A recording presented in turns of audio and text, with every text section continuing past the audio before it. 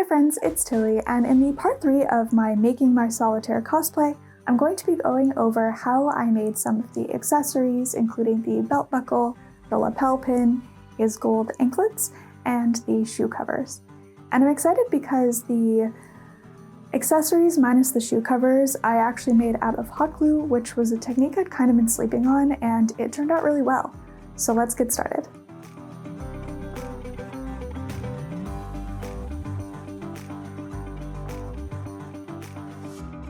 For the belt buckle, I used the back of a large silicone soap mold, gold hot glue, and a hot glue gun.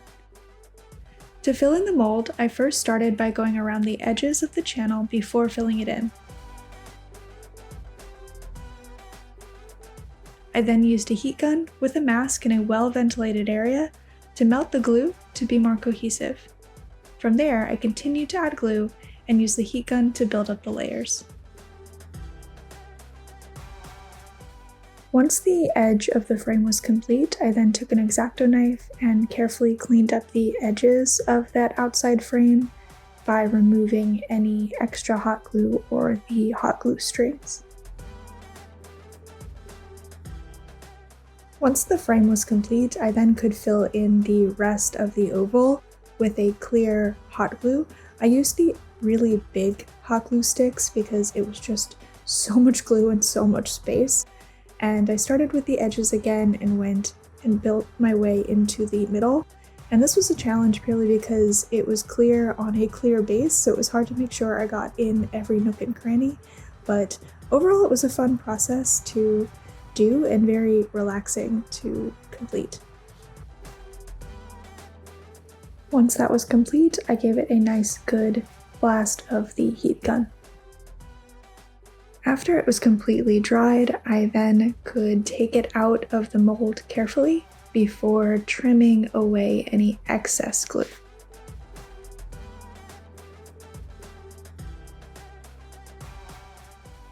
Okay, this is pretty cool. I can see why people are obsessed with creating hot glue accessories because it is super neat that you can just create this with hot glue, and it's really quite sturdy and flexible.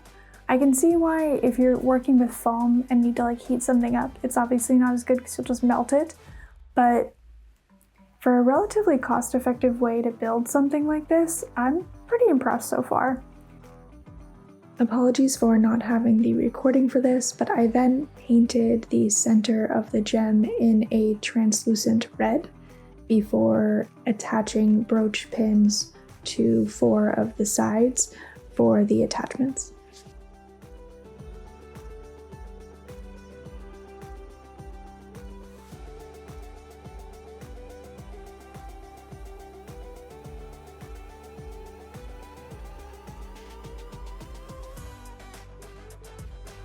And with that, the gem is complete.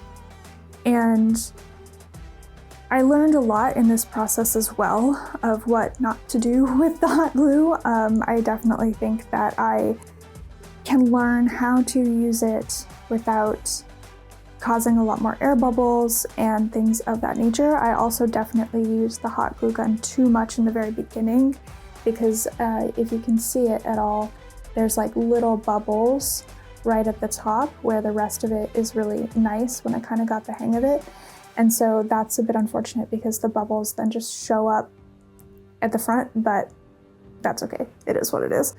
It's not the end of the world, in my opinion. And what other learnings did I have? Oh, and making the gem, you can't sand hot glue. It just becomes really rough. And then if you try to use a sander, it melts it because it's too hot. And then you could sand manually, but that's a pain, but doable. Then, though, when we sanded it, it became really rough and not gem-like, which is a bit of a bummer. And so when we painted it, it looked more like a lava rock than it did a gem.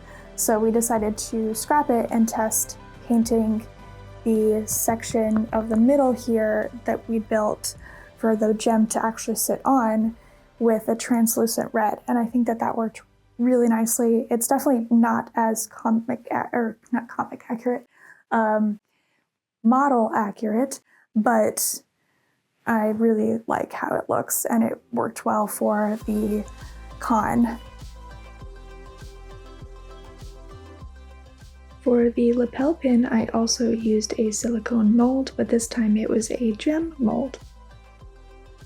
For the glue, I used the same process of going around the outside of the mold before filling in the center.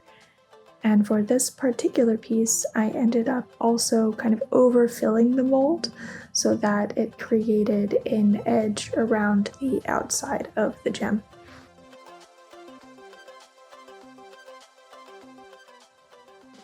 Once the lapel pin was dry, I then could remove it from the mold and trim some of that excess edge off. The goal here was to create a little bit of a frame, similar to how the belt gem is framed, and it gave me a little lip to paint gold compared to the red of the gem itself.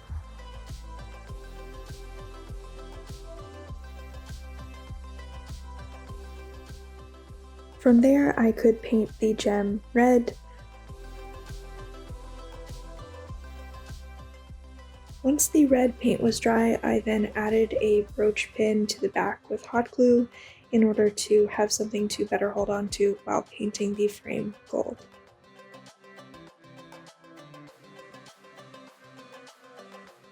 And with that, the pin is complete. The lapel pin also similarly worked out fairly well. I probably would have used more of a translucent paint there if possible to kind of make it look more like a gem than kind of the matte paint does, but overall it worked really nicely. For the anklets, I ended up using this Baroque type silicone mold where I went around the outer edges before filling it in all the way. Once it was dry, I then removed it from the mold and made 3 more. I next trimmed off the excess glue.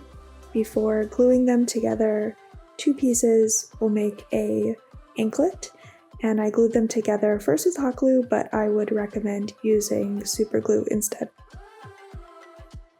They were then painted a metallic gold, and once the paint dried, I could then use super glue to glue the anklets together to close the loop. And thankfully these anklets were big enough to slide over my foot, but not too big to slide off of my shoe. And then the anklets themselves also were perfect, just painted them a gold. I think it is cheaper to buy clear and paint it rather than buy the colored hot glue like I did for the gold of the gem itself, the large belt buckle.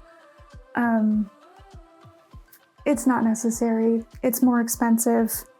I think painting would have done it just as well, so food for thought. To start with the shoe covers, I first need to make a pattern of the shoe. And to do that, I'll start by covering the shoe in saran wrap to protect it.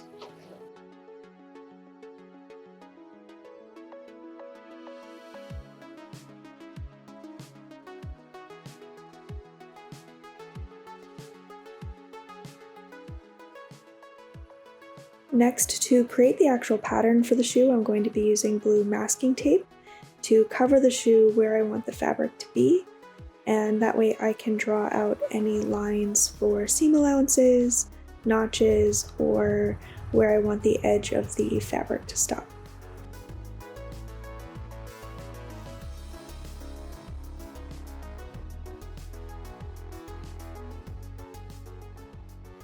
For this particular boot pattern, I ended up having 4 pattern pieces, an inner and outer back, and an inner and outer front.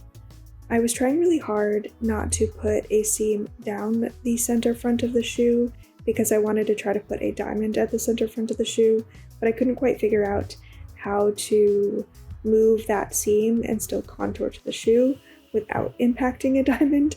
So I ended up just trying my best to pattern match a smaller diamond in the center front, and you can let me know how you think it turned out.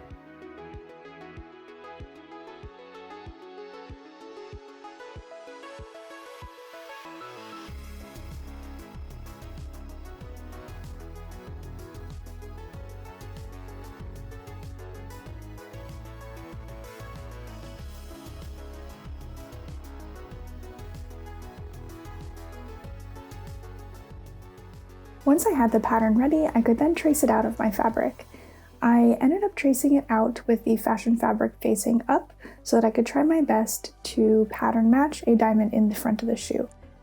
Once I had traced it, I added a 1/2 inch seam allowance all the way around. From there, I could cut out my pattern pieces, place right sides together, and then stitch them in place.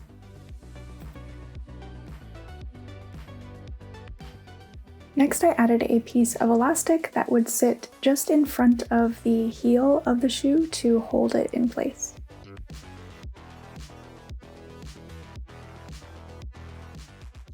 I ended up securing the front of the boot with a double-sided fashion tape, but do be warned, if you use this method, it might hurt your shoe. The boot cover, I'm also happy with how it turned out. It took me a while to figure out how to get the diamond in the front any sort of proportional because I had that seam in the front that was really necessary to contour to the shoe, but I'm happy with how it turned out.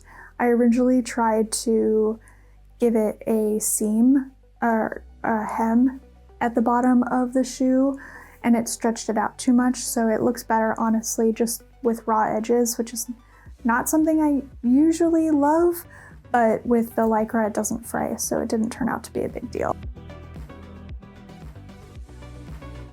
And the accessories are complete. I'm overall quite happy with how they turned out. I honestly haven't used hot glue in some of my cosplays since my cat's wigs, and I'd always been curious about these sorts of projects. You'd always pass like Ryobi or other crafting stations at Comic-Cons, and oftentimes they have hot glue gun for this application of like making gems and things like that, and I'm like, but how does it work really? And now I know it works actually pretty well. It's a good cost-effective way to build something like this when you don't have a 3D printer, which I love. It's a lot more accessible. So overall, I'm really happy with how the accessories turned out. I think that there were a lot of good lessons here. If you learned something, don't forget to like and subscribe. I really appreciate it. And I look forward to seeing you in the next one. Bye.